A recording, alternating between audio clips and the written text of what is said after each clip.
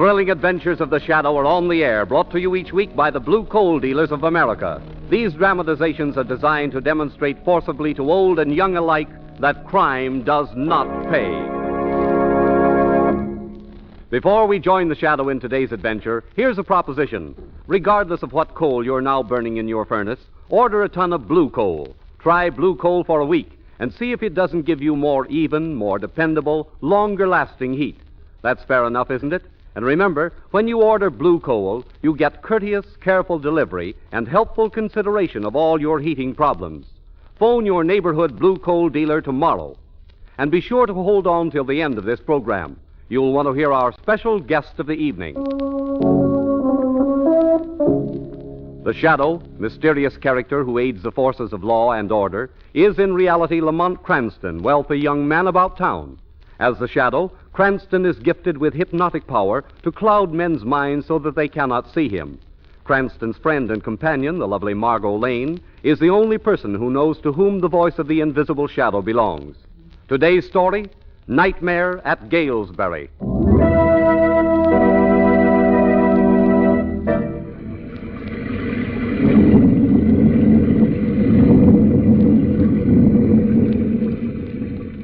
Better close the window, nurse. It's beginning to pour again. Yes, Dr. Blair. Now, sir, why do you wish my death? Can't you understand that we here at the sanatorium are doing everything in our power to restore your health of mind again? I don't wish your death, not at all. That's not the case at all, you know. What is, then? It's difficult to explain. That is, I don't quite... Ah, there. There, we saw the lightning then, Now we know that thunder is coming. There, you see. We didn't wish it, but we knew it must come. Just so do I know that death is coming for you, Dr. Blair. There are more things in heaven and earth than you dream of, Doctor. What's led you to think of my death? I've been told about it. Told? Who's told you? There are more things in heaven and earth than you Who dream... has told you? A greater intellect than either you or I speaks to me, Dr. Blair. All the many things I know, he tells me. He who no one believed, just as no one believes me. Cagliostro again. Yes, the immortal Cagliostro. Count Cagliostro died in the Bastille in the 18th century. He died. He's dead. Can't I appeal to your reason to give up this ridiculous obsession? After all, you were a man of science. Well, I am a man of science, I am. My grasp of science is the greatest in the world, sir. He teaches me. He guides my hands. Yes. Your brain, your puny brain, is too dull, too blurred, too limited to comprehend the vastness of my knowledge. That will do. The interview is over. Such a scientific nonentity as you, Dr. Blair... Will you have McPherson return the patient to his room, nurse? Yes, Doctor. Return to my room, Such a feeble-minded dabbler is not fit to be apprenticed to a man of my stature. Ready, Dr. Blair? Yes, McPherson. Take him away. Come along now, sir. Very well. I'll go. I'm your patient and your prisoner. But believe me, there are more things in heaven and earth than you dream of, Doctor. Well, best I could do. Strange. Strange? What? How he keeps repeating that. More things in heaven and earth than you dream of. Well, he was one of our foremost scientists once, you know.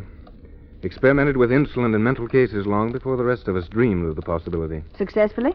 No. His most important experiment failed. An experiment on which he had based all his hopes. I see. Contrary to all his theories, a patient, a young girl, I believe, died after treatment. It was too much for him. His nerves went, and after that, he lost all confidence in himself. It was then, as a kind of compensation, that he developed the idea that the ghost of Cagliostro watches over him. You take quite an interest in this case, don't you? I suppose I do. I've been working desperately hard to cure him. You work too hard, Doctor. Much too hard. I don't believe you've had a free moment in weeks. Oh, really, Dr. Blair, you should relax, you know. Well, nurse, Friday night I am having friends down for the weekend. You've heard me speak of them, I think. Lamont Cranston and Margot Lane. Oh, yes. And I mean to let everything slide and do nothing but enjoy myself until Monday morning. Good. Maybe Monday noon. Even better. It's a risky business for a man in your line to... What is it? You notice how the lights are dimming? Yeah, the storm. I hope it doesn't upset the power plant at Gaelsberry. They're going fast. I guess I'd better get some candles. Say, Yes? what was that? What? Didn't you hear anything? No. Well, maybe you're right about my nerves, Perhaps I'd... I heard that. It was a shot. Listen, there's some kind of disturbance in the hall. Call MacPherson. The lights are gone. I can't find the door. Hurt yourself? No, just stumbled. Find it? Yes, but it won't open. What do you mean? It's locked. Locked? From the outside. Impossible. Let me try it. Here, I don't see how... Oh, it is. MacPherson! MacPherson! Where are you, MacPherson? MacPherson! MacPherson, can you hear me? Open the door!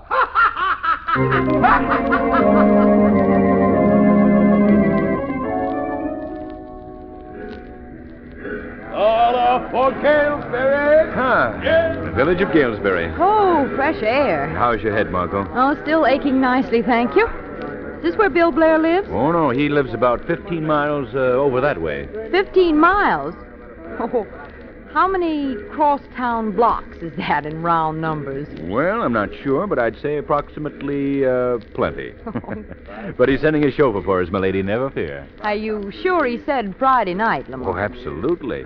We're to pick him up at the sanitarium and then adjourn to the manor house for a weekend of Bill's fresh milk, fresh eggs, and old stories. Oh, Lamont. Razor blades, shoelaces. Buy something, please. Buy something.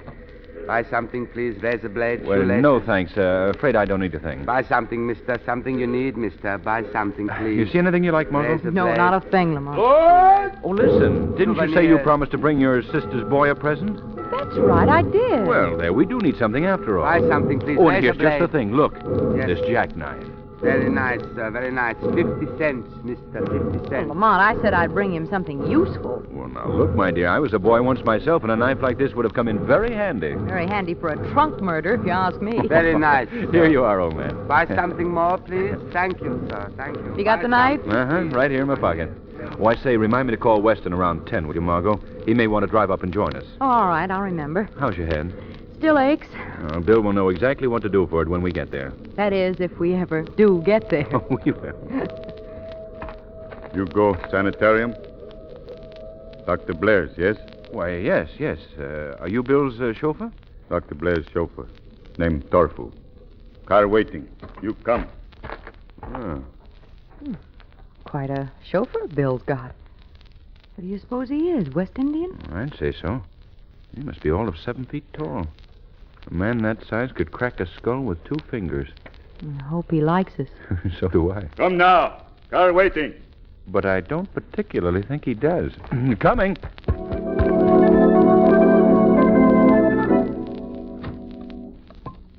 Come in, gentlemen. Come in, lady. If you'll just tell the doctor that Mr. Cranston and Miss Lane are here, Torfu, tell. Please, you wait here. Thank you. Well, handsome little place Bill has here, isn't it? Yes, it's handsome, but I could easily develop an attack of the creeps just the same. I'll be glad when Bill Blair... What's that? Knocking.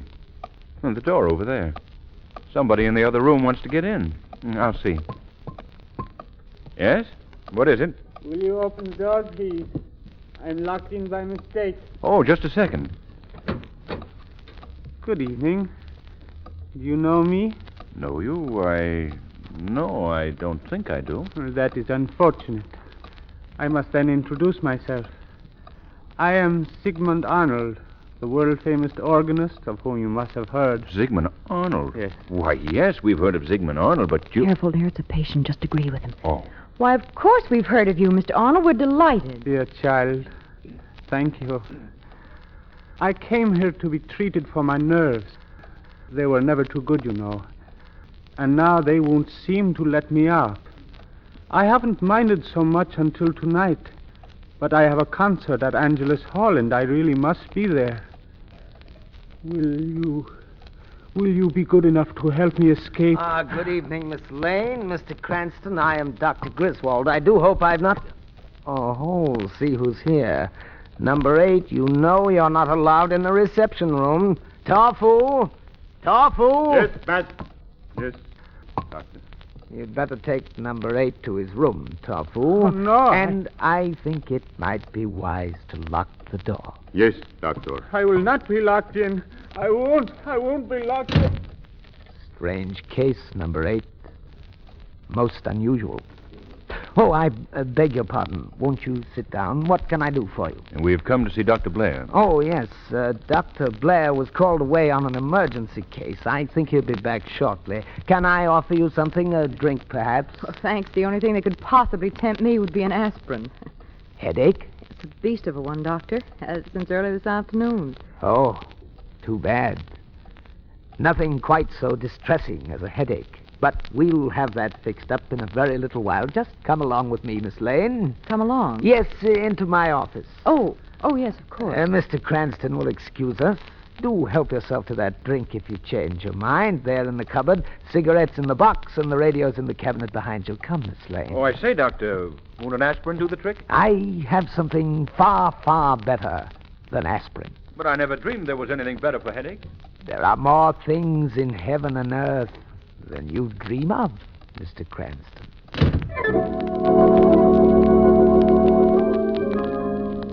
Did you ring for me, Mr. Weston? Oh, yes, Sam. I dozed off. Has Lamont Cranston phoned? No, sir, he ain't. I thought maybe I'd missed it. I'm expecting him to... there it is. I'll get it, Sam. I'll get it. Hello? Hello? Oh, hello. Who? Oh, Bill Blair. Hello, Bill. Bill, I can't hear you. What is it? What's the matter? What? Gatehouse. What gatehouse? What? Tell Lamont what? He's with you, isn't he? Isn't he, Bill? Bill, what in the blazes is going on? Bill! Bill! Bill!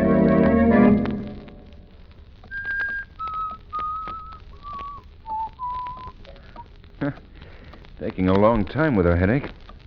Maybe I will have that drink. The cupboard, he said, didn't he?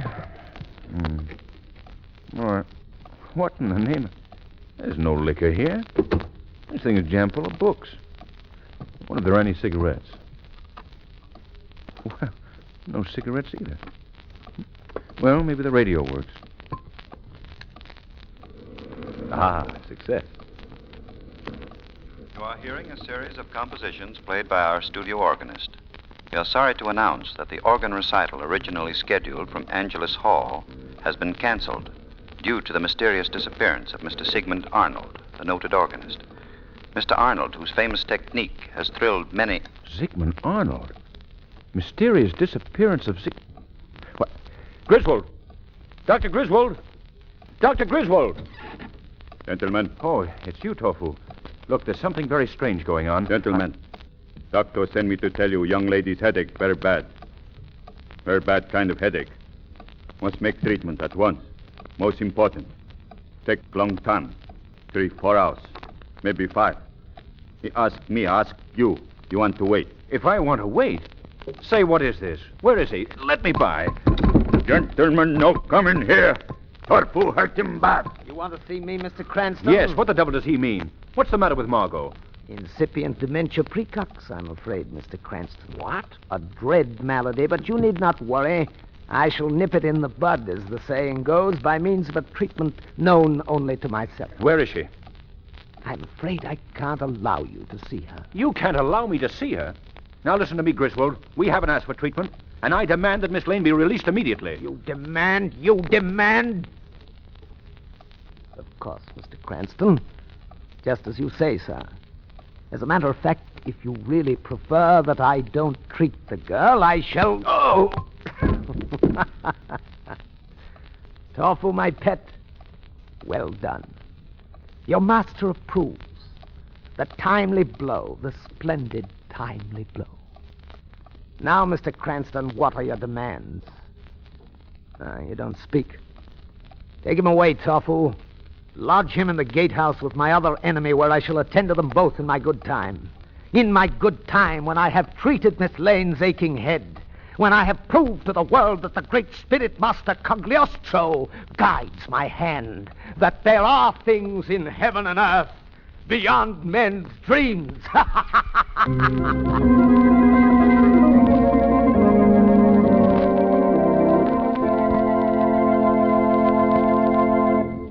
Will Lamont be able to save Margot? We'll find out in just a moment. But right now, I want to say a few words about the product that makes this program possible. All I'm going to say to you is this. Heat your home with blue coal, for action speaks louder than words. And blue coal certainly gives you action. Fast action in the morning when you want a quick flow of ready heat to the upstairs rooms, and steady action all day long. Yes, for comfortable, even, dependable heat, morning, noon, and night, you can't beat blue coal. For blue coal is America's finest hard coal, mined thousands of feet below the ground in the region where only the very best hard coal is found. So insist upon blue coal. You'll find your blue coal dealer friendly and eager to help you with free information on low-cost home heating. Ask him about the blue coal heat regulator, the economical modern thermostat that opens and shuts furnace dampers automatically.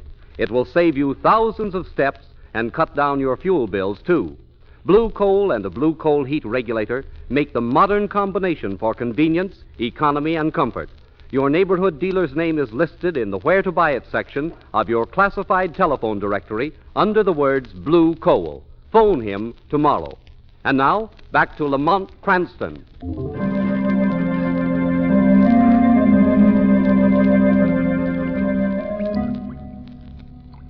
No, not touch her. Release her immediately. Where in the... Oh, yes, I remember. Who's there? I can't see you. Who's there? Lamont. Bill. Bill, is it you? Yes. Where's Margaret? With Griswold.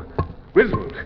Why, he's one of my patients. What? Yes, he's obsessed with the idea that Cogliostro is his guardian angel. This is just the opportunity he needs to use my insulin. Insulin? Yes, he's absolutely fascinated with it. Cause of his downfall. Bill, do you think he'll... I think he'll undoubtedly kill her if we don't stop him. There's no hope of Tofu being... He's another one of them. Griswold's absolute slave. Oh. 3 days ago, they attacked my male nurse, McPherson, and killed him with his own gun. When they broke in the door of my office, I tried to get out through an emergency passageway under the building. But Tofu caught me, took my keys. The next thing I knew, I was regaining consciousness here in the gatehouse with my leg broken. Bill, we've got to get out of here. Yes, try and do it. A few minutes ago, Tofu caught me putting in a call to Weston and ripped the telephone off the wall. Didn't you say something about an underground passageway? Yes, but that's out in the grounds. Can't do us much good. I've got to get to Margot. Maybe we can work the bolt from the inside, Bill. It wouldn't help much if we could. The door opens out on the highway, not into the grounds. Oh. Besides, Lamont, you'd have precious little time to work with Tofu coming to the door every few minutes to make sure his birds haven't flown. I tell you, I wouldn't come to grips with him armed with anything less than a revolver. But can't you handle him psychologically? That's quite a job, old man. His one weakness is a wild obsession with cutting instruments. Swords, razors, and all that sort of thing. It's as dangerous as dealing with the worst sort of trunk murderer. Yes, I see. What was that? I said trunk murderer. Trunk murderer? Come in handy for a trunk murder, if you ask me. Now, what are you talking about? Something Margot said earlier this evening when the world still seemed sane. And if they didn't rifle my pockets... No, here it is. Here what is? Something with which to fascinate Tofu. A real shiny, sharp, long-bladed jackknife. Do you get the idea? Why, yes, I think I do. I think I do. Say, there's a chance with that, Lamont. The one real chance we've got left. Now, let's see. He'll come back any moment now, and when he does, I'll just... Listen. Here he comes. I'll occupy him with the knife while you sneak quietly away. And what about the wall? There's a low place in the wall about 90 feet below the gate. I think with luck you'll be able to get over it while I'm coping with Tofu as best as I can. You know what you are, Doc? What? The salt of the earth. You're here? Yes, Tofu, we're here. Good. No, go away. Come in, Tofu. I've got something to show you. No one to see. Oh, you'll want to see this. Strike a match, Lamont. Here you are. Look, Tofu. Look. Look how it shines. Sharp, too, like a razor. Oh, knife. Yes, a knife. Here it is. It's yours. No. Come on, touch it, Tofu. No. Well, we thought you'd like it. We thought you liked sharp things. No. No. Why, it's all for you, Tofu. All you have to do is take it. No. No. Give me. Tofu one. That's right. Now, sit here beside me, Tofu, and you can have it. Good luck, Sir Galahad. Get over the wall. Like it, Tofu? Tofu got knife. Shine. Sharp. He got knife.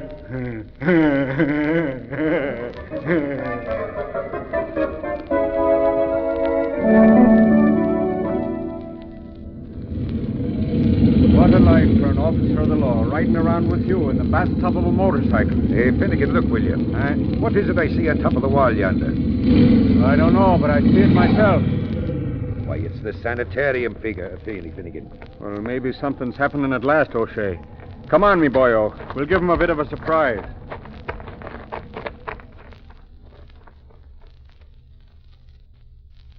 Now then, what's going on here? Housebreaking? No, listen to me. No time to waste. I'm not a thief. I'm from inside. Oh, then you're not breaking in, you're breaking out. Yes. No. Now, look. The man inside who is presumably the doctor is, as a matter of fact, a madman. Oh, and I see. The doctor is a madman. Well, now, isn't that just the way they always talk, O'Shea? Now, please, don't make any mistake. My name is Lamont Cranston, and I'm trying to... Sure, you're a fine gentleman, and we're just going to take you back to the good doctor, where you'll be safe and comfy. Oh, no, you don't. Grab his ankle, O'Shea. No, listen to me. I tell you, I'm Lamont Cranston. Oh, thank you, officers. You've done your duty in returning the patient, but I'm afraid I can no longer be responsible for him. 4 breaks in 1 month. I really must ask you to take him into custody and hold him until I can arrange a transfer. Well, I guess it's in the line of duty. Yeah, now, just a minute. Say, Doctor. Yes, my good man? This fella said his name was Lamont Cranston. Now, I've heard that name before somewhere, and I wondered if it... You need not wonder a moment longer. They're all like that. Just a moment. I'll demonstrate. Number 8. Number 8. What do you want? I've missed my concert, you know. Now, Mr. Cranston, as you call yourself, who is this patient? He's Sigmund Arnold, the world-famous organist. What? Sigmund Arnold, is it? Out you go, my fine boyo. Grab him there, O'Shea. Good evening to you, Doctor. A fine, balmy evening to you. Now, come along, you, and...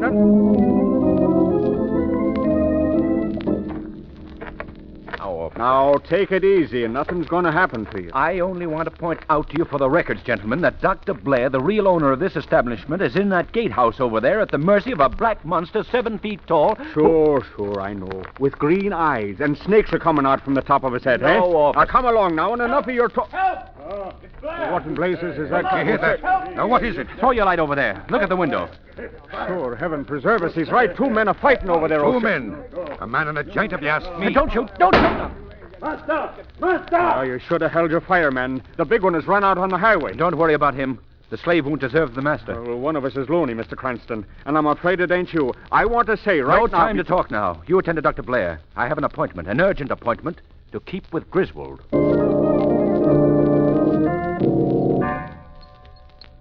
No, please don't. No, don't. The time has come, my bird. No, you can't. Now, with the aid of the master hand that guides me, I shall heal you. No, stop it. Oh, Cagliostro, remain with me. No. What? Who's there? I can see no one. Shadow. Of course you cannot see me. No one has seen me these 300 years and more.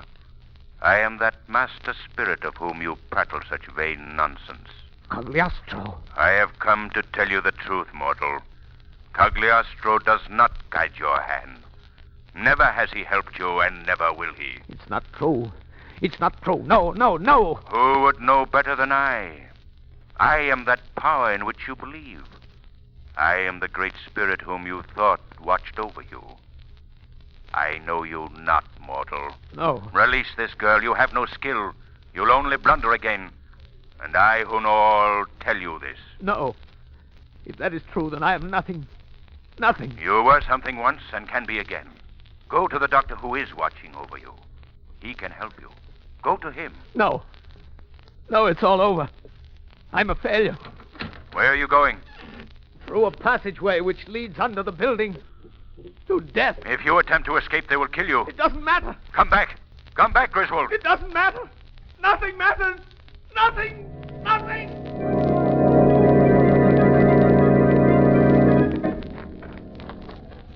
Lamont, where's Margot? Is she all right? Here I am, Bill.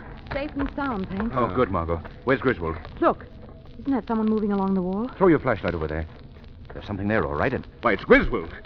Griswold, what are you doing? Don't come any closer, Dr. Blair. This last trick is mine. He's got a gun. MacPherson's revolver. Yes, gentlemen, MacPherson's revolver. He mustn't get away. He's completely out of control. What can we do?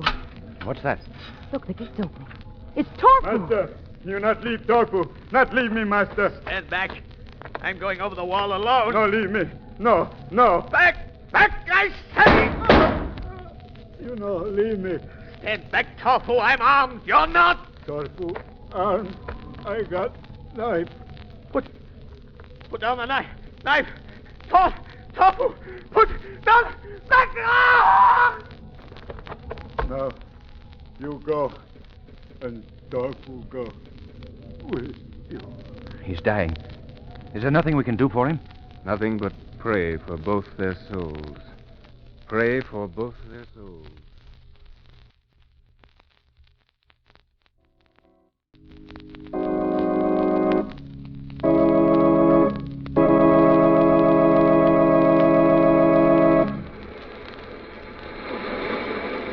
You have just heard Sigmund Arnold in the program scheduled for last evening.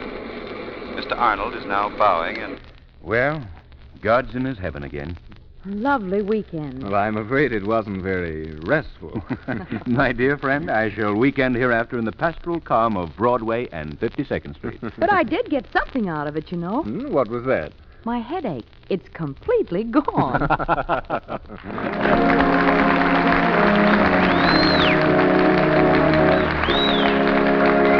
In just a moment, I'll introduce our special guest of the evening. But first, here's a man who needs no introduction, John Barclay, America's home heating expert. Mr. Barclay. Thank you, Gene Paul King, and good evening, friends. I want to take this opportunity to compliment the Blue Coal Dealers of America, as well as all the trained graduates of my John Barclay Heating School, on the splendid work they're doing.